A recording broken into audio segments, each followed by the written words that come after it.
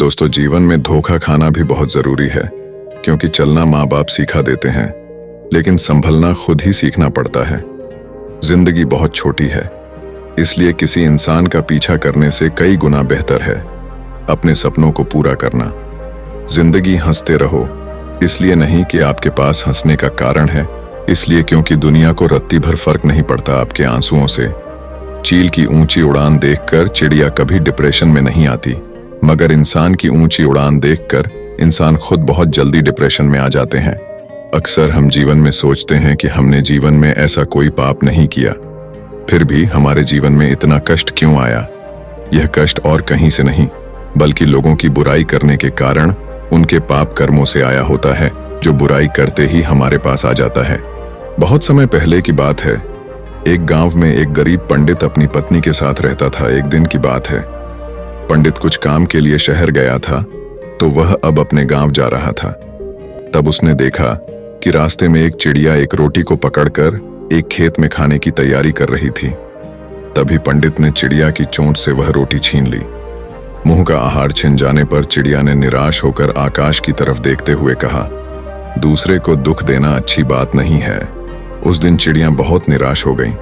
बाद में चिड़िया जब रोटी के बारे में सोचती तो पंडित को श्राप देते हुए कहती है, जिस तरह तुमने मुझे निराश किया, तुम भी उसी तरह एक दिन निराश होगा। रोटी के बारे में सोचते सोचते चिड़िया ने कुछ दिनों तक कुछ नहीं खाया और भूख के वह मर गई, जबकि पंडित वह रोटी को अपने घर ले गया और खुशी के साथ रोटी को खा लिया। कुछ दिनों के बाद पंडित के घर एक पुत्र का जन्म हुआ। लड़का देखने में इतना सुंदर था कि जो भी उसे देखता अपने हाथ में उठा लेता था। माँ बाप उसे देखकर भूख प्यास भूल जाते। धीरे धीरे लड़का बड़ा हो गया। रूप गुण से भरपूर लड़के को देखकर माँ बाप की खुशी का कोई ठिकाना नहीं था। लड़का इतना प्यारा था कि माँ बाप उसके बिना एक पल भी नहीं रह पाते थे। लड़का जब युवक बन गया, तभी विधाता की विडंबना के चलते निष्ठुर काल ने पंडित और उसकी पत्नी की खुशी छीन ली। जिस दिन लड़का मृत्यु को प्राप्त हुआ, उसके बाद माँ बाप के आंसू रुकने का नाम नहीं ले रहे थे। दोनों ने खाना पीना छोड़ दिया और दिन रात दोनों छाती पीटते हुए कहते, पत्थर दिल यम ने हमें जीते जी जला दिया। अगर सुबह शाम उसे कूटा जाए तो उसे कैसा लगेगा। यह कहकर पंडित रोज चिढ़ पटकते हुए कहने लगा कि यम का कलेजा कूट रहा है।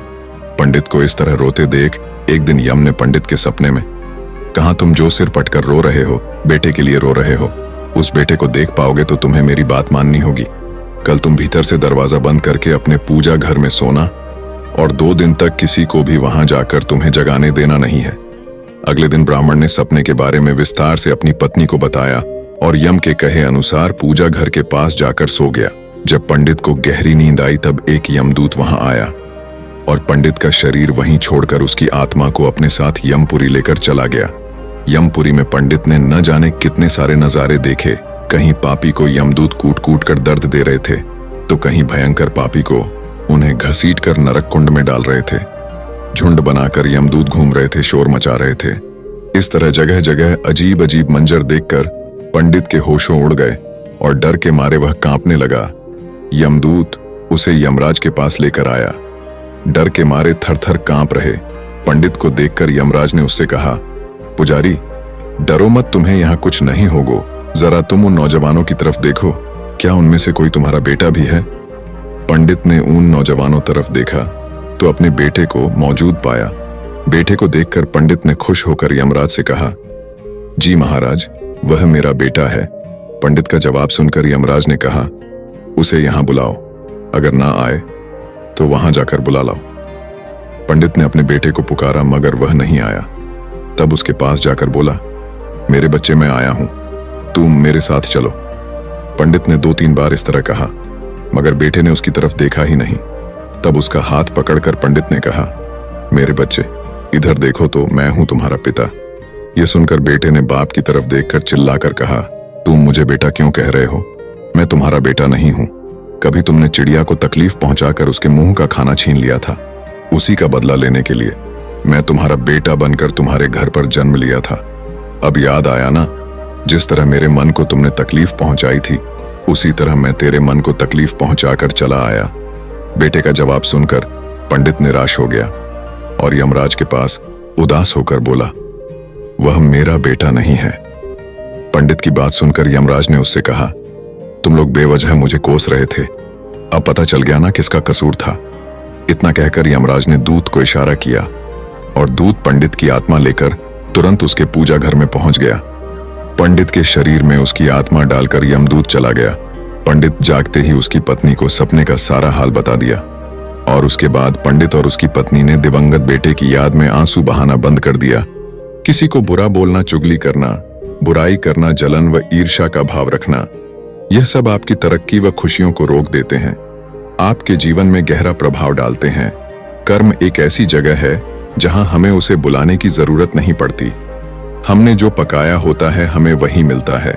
कर्म आखिरकार सामने आता है, जैसा बोओगे वैसा ही काटोगे, जल्द ही या बाद में। एक गांव में दो कुत्ते रहते थे। दोनों आपस में गहरे और अच्छे मित्र थे। साथ साथ रहते और साथ सोते थे। उनमें से एक कुत्ता का काला था तो उसका नाम कालू था।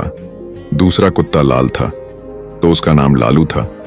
एक दिन दोनों कुत्तों ने तीर्थ यात्रा करने की सोची, किंतु वे रास्ता नहीं जानते थे। दोनों ने निश्चय किया कि यात्रा शुरू तो करें, रास्ता तो अपने आप निकल आएगा। एक दिन वह दोनों एक साथ तीर्थ यात्रा पर निकल दिए। चलते चलते उन्हें एक गांव दिखा। काफी रात भी हो गई थी तो वह दोनों एक पेड़ के नीचे सो गए। थके होने के कारण उन्हें नींद आ गई। सुबह होने पर फिर अपनी यात्रा पर निकल पड़े। एक गांव पार किया। दूसरे गांव के पास पहुंचने पर उन्हें भूख लगी। वहां उन्हें 4-5 चूहे दिखाई दिए। लालू की पूंछ खड़ी हो गई। वह कालू से कहता है, क्यों गंडक जी, आप फरमाओ तो मैं इन 3-4 चूहों की चटनी बना डालूं। कालू ने गर्दन हिलाकर कहा, नहीं भाई लालू जी, हम तीर्थ यात्रा पर निकले हैं और तीर्थ यात्रा में किसी की हत्या करना पाप होता है, तो आप कोई दूसरा उपाय खोजो जिसमें कोई जीव की हत्या ना हो तथा हमें कुछ ऐसा ना खाना पड़े जिससे हमारी तीर्थ यात्रा भंग हो। दोनों कुत्ते एक सपाटे पर रुक गए। वहां पर एक मंदिर था। कुछ देर आराम करने के पश्चात दोनों ने फैसला किया कि अलग अलग दिशा की ओर चलना चाहिए। जिसको जो मिलेगा खा लेंगे। एक साथ चलते तो दोनों में से किसी का भी पेट नहीं भरेगा। कालू और कालू दोनों अलग अलग दिशा में निकल गए। जाने से पहले उन्होंने तय कर लिया कि वे वापस आकर इसी जगह पर मिलेंगे। लालू कुत्ता चलते चलते एक गांव में पहुंचा। वहां एक दयालु पंडित रहता था। वह पूजा पाठ करके भोजन करने ही जा रहा था। उसकी पत्नी ने उसके लिए भोजन थाल तैयार कर रखा था। पंडित ने भोजन को भोग लगाया ही था कि लालू कुत्ते ने झट से उसकी थाली में मुंह डाल दिया तथा एक रोटी उठाकर वहां से भाग गया और पंडित ने ईश्वर का नाम लिया और हाथ धोकर उठ गया। पंडित ने अपनी पत्नी से कहा, बेचारे ये गंडक जी भी कितने भूखे हैं, सो आप ये भोजन की थाली इन्हें ही खिला दीजिए। पंडित की पत्नी गुस्सा होकर बोली, आप ये क्या कह रहे हैं? इस गंडक जी को ये थाली, इसमें कितने अलग अलग पकवान हैं, 2 तरह की सब्जी, अचार, दही, खीर, पूरी। पंडित दया भाव से बोला, तुम ठीक कहती हो, पर ये भी भूखे हैं। आप तो ये थाली इन्हें ही दे दीजिए। सोच लो कि ये थाली इनके ही भाग्य में लिखी थी। इसके पश्चात पंडित ने लालू कुत्ते को खूब पेट भरकर भोजन करवाया। लालू ने उसे खूब दुआएं दी। उधर कालू कुत्ता एक किसान के यहाँ पहुंचा। किसान अपने खेत में चक्कर लगा रहा था और जंगली जानवरों को खेत से बाहर निकाल रहा था। किसान की पत्नी खाने की थाल रखकर गई थी। थाल में भिंडी की सब्जी थी और बाजरे की रोटियां थीं। खेत का काम पूरा करके वह थाल खोलकर खाना खाने को तैयार हुआ ही था कि कालू ने तुरंत ही उसके भोजन में मुंह डाला और थोड़ी सी रोटी का टुकड़ा तोड़कर भागा। किसान एकदम से गुस्से में आ गया और खड़ा उठा। उसकी आंखें अंगारों की तरह लाल हो गई। उसने अपनी लाठी उठाई गाली देते हुए। उसने लाठी से इतनी जोर से वार किया कि कुत्ते की कमर टूट गई। वह पीड़ा से चिल्लाने लगा। कमर टूट जाने के कारण वह भाग ही नहीं सकता था। इसी बीच उसकी कमर में 3-4 लाठियां और पड़ गई। कुत्ता अधमरा हो गया। उसका साथी लालू चौराहे पर खा पीकर आराम कर रहा था। वह खड़े होकर अपने साथी का इंतजार कर रहा था। उसका साथी उसे कहीं भी नजर नहीं आ रहा था। लाचार और उदास होकर वह चौराहे पर बैठ गया। थोड़ी देर बाद उसे कालू अपनी तरफ नजर आते हुए खुश हो गया।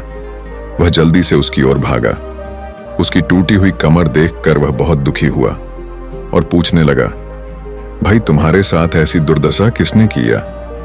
कौन पापी है जिसने एक रोटी के लिए तुम्हारी कमर ही तोड़ डाली? कालू की आंखें भर आई। उसने पीड़ा से कहते हुए सारी बात सुनाई। कालू की बात सुनकर वह क्रोध तथा दुख में डूबकर बोला, मैं उससे अपना बदला जरूर लूंगा। उस किसान को बताऊंगा कि खुद की कमर किस प्रकार टूटती है तो कैसा लगता है। लालू भी बोला, मुझे भी उस पंडित का कर्ज चुकाना है। उसने मुझ पर कितनी कृपा की है, मैं रोम रोम से उसे आशीष देता हूँ। इसी प्रकार बातचीत करते हुए दोनों कुत्तों ने अंत में यह निश्चय किया कि उन्हें प्राण त्याग देना चाहिए तथा प्राण त्यागने के बाद उनके घरों में जन्म लेना चाहिए। इत्तेफाक से ना तो किसान के घर कोई पुत्र था और ना ही पंडित के। दोनों कुत्तों ने मंदिर आगे जाकर अपने प्राण त्याग दिए। एक ही पल में दोनों मृत्यु को प्राप्त हो गए। कुछ समय पश्चात कालू ने किसान के घर जन्म लिया। किसान बहुत खुश था, किंतु उसकी खुशी अगले ही दिन विलुप्त हो गई। घर में इस पुत्र के जन्म होते ही उसकी पत्नी अस्वस्थ रहने लगी। उसका बैल मर गया। पहले जन्मदिन पर किसान के हरे भरे खेत को जानवर ने तहस नहस कर दिया और दूसरी तरफ पंडित के घर भी पुत्र का जन्म हुआ। पंडित और उसकी पत्नी बहुत खुश थे। कुछ समय बाद पुत्र के बड़े होते ही राज दरबार में पंडित का पद ऊंचा हो गया। पंडित ने राजा को एक युद्ध में जीत की बात बताई। 1-2 दिन बाद राजा युद्ध जीत गया। इससे खुश होकर राजा ने पंडित को राजपंडित नियुक्त कर दिया। उसे अपार धन तथा एक महल भेंट किया। जैसे जैसे पंडित का बेटा बड़ा होता गया, वैसे वैसे वह भी पिता के समान तेजस्वी निकलता गया। उसने छोटी उम्र में सारे शास्त्रों का अध्ययन कर लिया। वह बड़े बड़े विद्वानों और पंडितों को शास्त्रार्थ में हरा देता था। से पंडित के जीवन में 4 चांद लग गए थे। उधर दूसरी तरफ किसान का बेटा नकरा निकला। वह बात बात पर अपने बाप को गालियां देता था, उसे डांटता था। वह जुआ खेलकर बचे कुचे धन को उड़ाने लगा। वह किसान बहुत ही दुखी हो गया था। उसे कुछ समझ नहीं आ रहा था।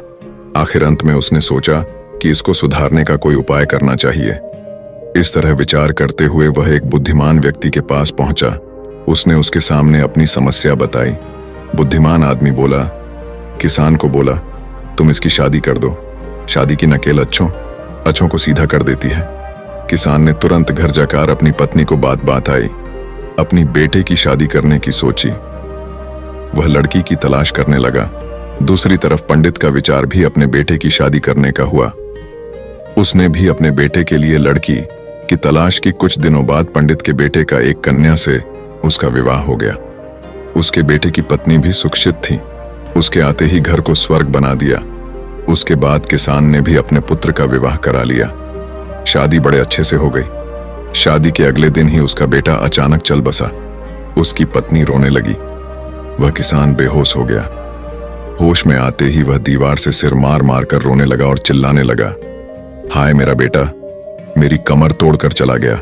पंडित का बेटा उसी गांव में कथा कह रहा था, इस संसार में जो जैसा कर्म करता है उसे वैसा ही फल प्राप्त होता है। किसी भी व्यक्ति को 2 रंगों में कर्म फल मिलता है।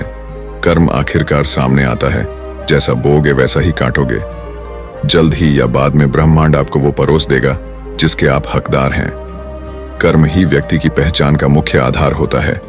आपके कर्म आपके चरित्र को परिलक्षित करते हैं। जीवन में सफलता प्राप्त करने के लिए हमें हमेशा सकारात्मक कर्म करने चाहिए, क्योंकि कर्म ही हमारे भविष्य को निर्धारित करते हैं। दोस्तों, आपने आज के इस वीडियो से क्या सीखा वह मुझे आप कमेंट में बता सकते हैं। इसी के साथ में उम्मीद है कि आपको आज की वीडियो पसंद आई होगी। तो इस वीडियो को उस इंसान को शेयर करें जिससे यह कहानी सुनने की जरूरत है, और उसी के ठीक बाद चैनल को सब्सक्राइब करें। तो चलिए फिर मिलते हैं ऐसी एक और नई वीडियो में एक नए मैसेज के साथ। तब तक के लिए अपना ख्याल रखें।